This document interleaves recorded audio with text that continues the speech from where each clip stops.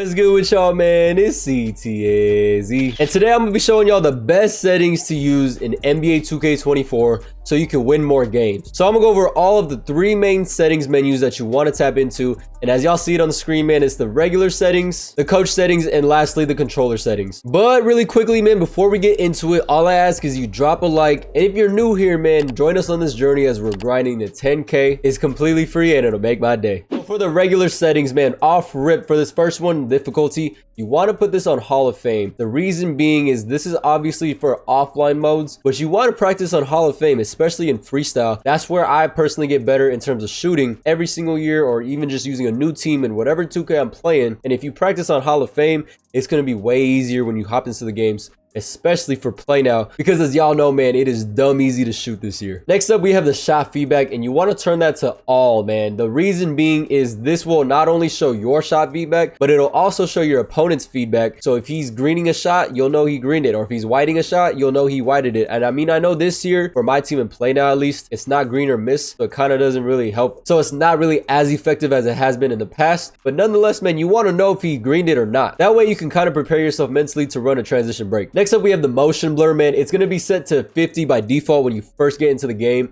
You want to turn this thing all the way down to 0. The reason being is you don't want the game to be blurry like while you're playing. So definitely, I highly suggest you turn this all the way down to 0. Favorite team, man, most importantly, you want to put the Sacramento Kings. And then crossplay, man, you don't want to touch this. Leave it on. And if for some reason it's on off, change that thing to on so us PlayStation users can smoke Xbox users, man.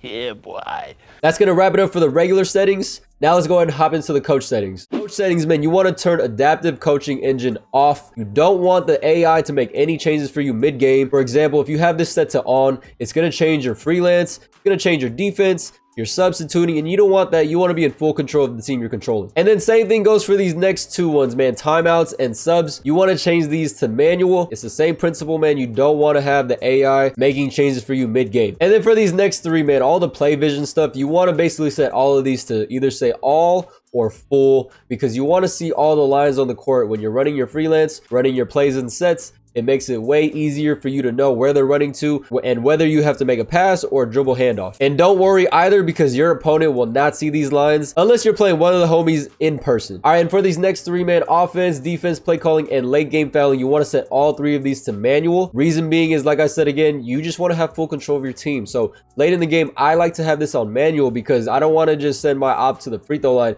especially knowing how easy it is to white every free throw this year. You want to try and just speed your opponent up when you're in that situation. Try to send a double team and maybe get a steal off of a pass. And then for freelance, man, you want to set this to dynamic and repeat. That way they keep running the freelance, and if it's unguardable, then it's unguardable. And lastly, man, this is a W setting. Shout out to 2K for adding this. Teammate cut to basket, turn this to manual. Real ones know, man, it was mad annoying when one of your open players would cut, but you was assuming he was going to just spot up at the 3, and then you end up getting a turnover because he cuts into the defense. So instead, with it on manual, they're just going to stay at the 3-point line and really space the floor, and it'll especially optimize the 5-out offense. That's going to wrap it up for the coach settings. Let's hop into the last one, to controller settings now. Shot timing, you want to set this to shots and layups. Free throw timing, you want to go to user timing, shot timing, visual cue. This is new and this is very, very important. So this year, y'all see it, man, they have 4 new settings. It's jump, set, push, and release. And these are basically very close and similar to last year's very early, late, and very late. So basically what it is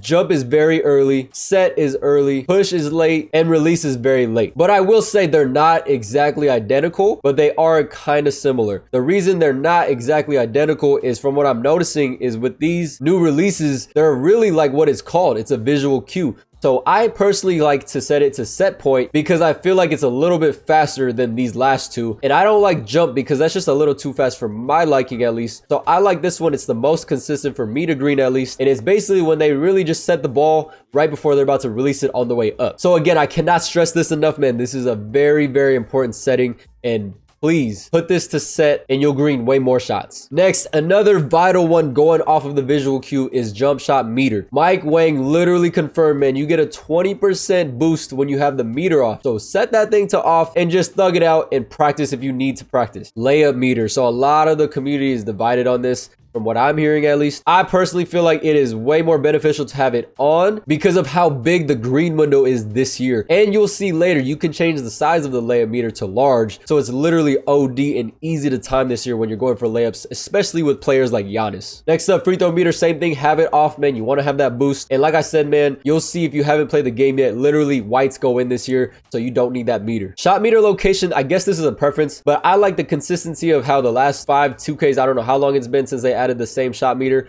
I like it on the side, so this is a preference thing, but I would definitely suggest putting it on the side. Now, shot meter size, this is the one that I was alluding to earlier in terms of the layup timing with the meter. If you have this to large, it is so easy to time it. All you got to do is just get in that green window, and it is a super big window. And if you magnify it right here with this setting, it's just, you can't miss it. You know what I mean? Player indicator, you want to have this to on, especially if you like to play a baited defense in terms of running either zone or man, where you like to run and bait and play passing lanes. It's easier for your eyes to just see which player you're controlling and which players are around you that you want to switch to. So that's definitely why I would suggest having the player indicator on. And in terms of style and color, it's obviously a preference thing. I like to rock out with flame. It just looks the best to me. And obviously purple, man, for the beam team. All right, for these next 3, man, pro stick function, pro stick orientation, and off-ball offense mode, man, you want to have these set to default and both absolute. When you see anything that says camera relative, man, you want to change it to absolute because it makes it just so much easier for your movement, and you don't have to memorize so many different things, because when you set it to camera relative, you got to go based off of where you are in terms of on the floor and where the camera is, and it just gets so OD confusing. So absolute, it's all one universal control in terms of dribbling or whatever you're doing on the court. Change it to absolute, and then this to default. All right, so these next 2 are also very, very important, especially for offense. You want to have icon passing set to full receiver control. So if you icon pass to someone and you have this to full receiver control, you can do the dex pop. And if you don't know what the dex pop is, I have a tutorial on it from last year, but if you don't know it, let me know in the comments and I'll drop a new tutorial on it for 2K24. And then this next one, like I said, was also very important, receiver control. You want to have this on handoff pitch pass. So let's say, for example, you pick up your dribble and you can't dribble anymore, and your opponent is playing the passing lanes like crazy. If you hold down circle, the nearest teammate is going to come up and get a handoff, and it's going to secure the ball so that way you don't have a turnover off of a bad pass. And then lastly, man, you want to turn defensive assist strength all the way down to 0. If you have it up, man, it's going to help you, but you're going to feel super slow. It's going to feel like your players are stuck in the mud and just moving so slow and sliding. So turn this thing all the way down to 0, and I promise you it's going to help you out, especially for on-ball defense. All right, then, y'all, that is going to wrap it up for this one. I hope y'all dig it. If you haven't already checked out my first gameplay, man, I used an alien right here up top.